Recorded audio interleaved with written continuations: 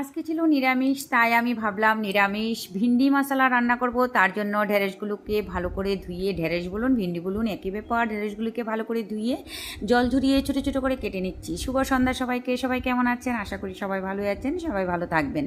তো ঢেঁড়স কাটা হয়ে গেছে, আর ঢেঁড়সগুলোকে কিন্তু আমি একটু সর্ষের তেল দিয়ে হালকা করে ভেজে নেব, একদম চুলার আঁচটা কমিয়ে ভালো করে ভেজে নেব, যাতে পরে আর বেশিক্ষণ ভাজতে না হয়। আর এই জন্য ঢেঁড়স কাটা কমপ্লিট। আমি বাটিতে নিয়ে নিচ্ছি ঢেঁড়সগুলো।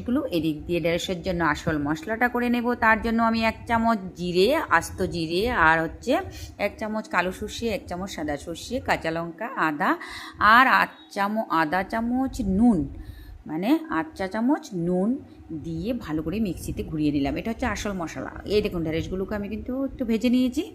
এখন কড়াইতে সর্ষের তেল দিয়ে দিলাম সর্ষে ফোড়ন, দিয়ে তারপর কারি পাতা দিয়ে দিলাম 8-10টা, আপনারা ইচ্ছাগুলো আর একটু বেশি দিতে পারেন। তারপর দিয়ে দিলাম সেই মশলা, সেই ঢেঁড়সের মেইন মশলা, যে সেই সর্ষে, 2 রকমের সর্ষে, জিরে, আদা, কাঁচা লঙ্কা আর নুন। আর নুনটা কিন্তু চেক করে দেবেন, যেহেতু ঢেঁড়স ভাজার সঙ্গে নুন পড়েছে, সর্ষের সাথে নুন দিয়েছি, তাই কিন্তু চট করে আপনারা নুন দেবেন না যদি রান্না করেন। মশলাটাকে দেখুন খুব ভালোভাবে কষিয়ে নিয়েছি। বাস, এখন সেই ভাজা ঢেঁড়সগুলো দিয়ে দিলাম, দিয়ে এখন কিন্তু ভালো করে কষিয়ে নেব, নিয়ে হালকা কিন্তু ঝোল দেব, অল্প ঝোল দেবো। আপনারা ইচ্ছা করলে ঝোল নাও দিতে পারেন, এইভাবেও খাওয়া যায়। তো আমি মশলাটা যাতে ঢেঁড়সের গায়ে লাগে তার জন্য অল্প করে একটু জল দেব। তো আর দিয়ে দিলাম নুনটা চেক করে, আর একটু হালকা নুন লাগবে, নুন দিয়ে দিলাম। আর চিনিটা স্কিপ হয়ে গেছে, আমি একটু চিনিও দিয়েছি, আপনারা ইচ্ছা করলে দিতে পারেন। আর জল মাত্র হাফ কাপের মতো দিয়েছি, এর থেকে একটু কম হবে।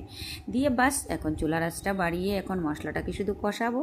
আর ঢেঁড়সগুলো কিন্তু বেশি ভেঙে গেলে ভাল লাগবে না, তো যেহেতু ভাজা হয়ে গেছে আগে, এইভাবেই করব।